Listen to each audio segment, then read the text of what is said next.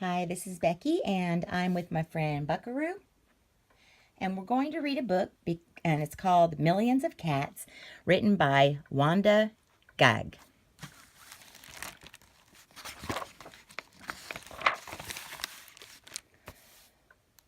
Once upon a time, there was a very old man and a very old woman.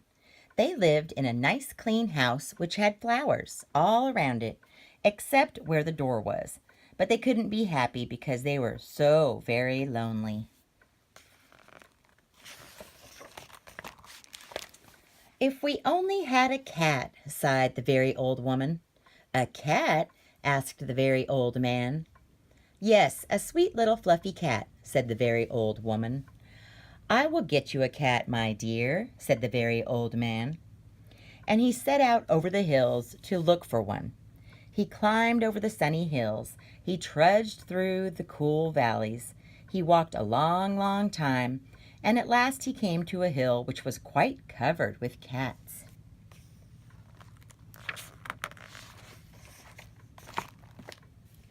Cats here, cats there, cats and kittens everywhere.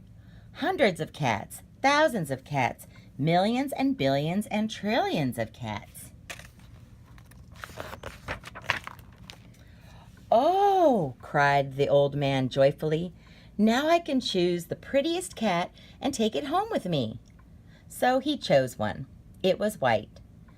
But just as he was about to leave, he saw another one all black and white, and it seemed just as pretty as the first. So he took this one also. But then he saw a fuzzy gray kitten way over here, which was every bit as pretty as the others, so he took it too. And now he saw one way down in a corner which he thought too lovely to leave, so he took this too. And just then, over here, the very old man found a kitten which was black and very beautiful. "It would be a shame to leave that one," said the very old man, so he took it. And now, over there, he saw a cat which had brown and yellow stripes like a baby tiger. "I simply must take it," cried the very old man, and he did. So it happened that every time the very old man looked up, he saw another cat which was so pretty he could not bear to leave it, and before he knew it, he had chosen them all. And so he went back over the sunny hills and down through the cool valleys to show all his pretty kittens to the very old woman. It was very funny to see those hundreds and thousands and millions and billions and trillions of cats following him.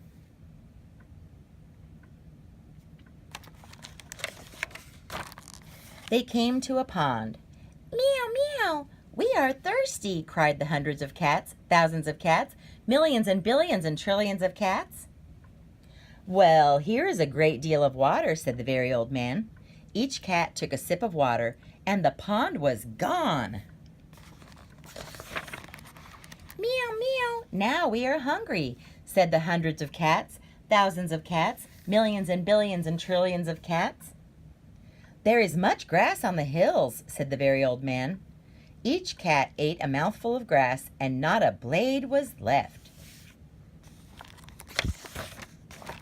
Pretty soon the very old woman saw them coming. "My dear," she cried, "what are you doing? I asked for one little cat, and what do I see?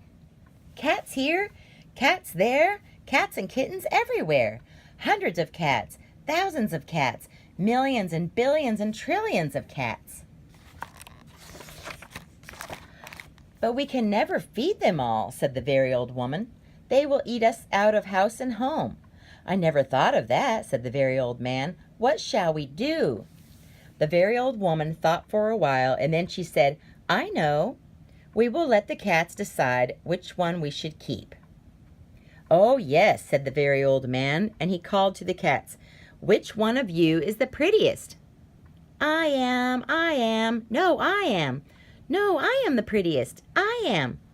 No, I am, cried hundreds and thousands and millions and billions and trillions of voices, for each cat thought itself the prettiest.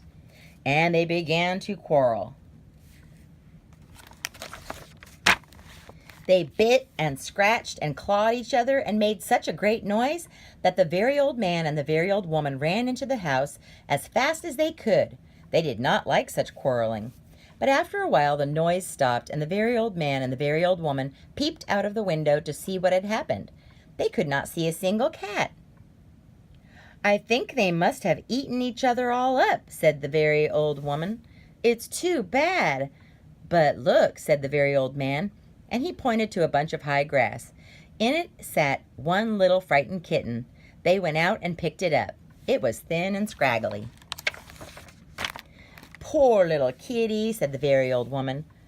"Dear little kitty," said the very old man. "How does it happen that you were not eaten up with all those hundreds and thousands and millions and billions and trillions of cats?" "Oh, I'm just a very homely little cat," said the kitten.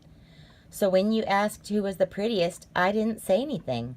So nobody bothered about me." They took the kitten into the house, where the very old woman gave it a warm bath and brushed its fur until it was soft and shiny. Every day they gave it plenty of milk, and soon it grew nice and plump. "And it is a very pretty cat after all," said the very old woman. "It is the most beautiful cat in the whole world," said the very old man. "I ought to know, for I've seen hundreds of cats, thousands of cats, millions and billions and trillions of cats, and not one was as pretty as this one." The end. And we've lost our cat, but I will say thank you to Buckaroo for reading with me. Bye.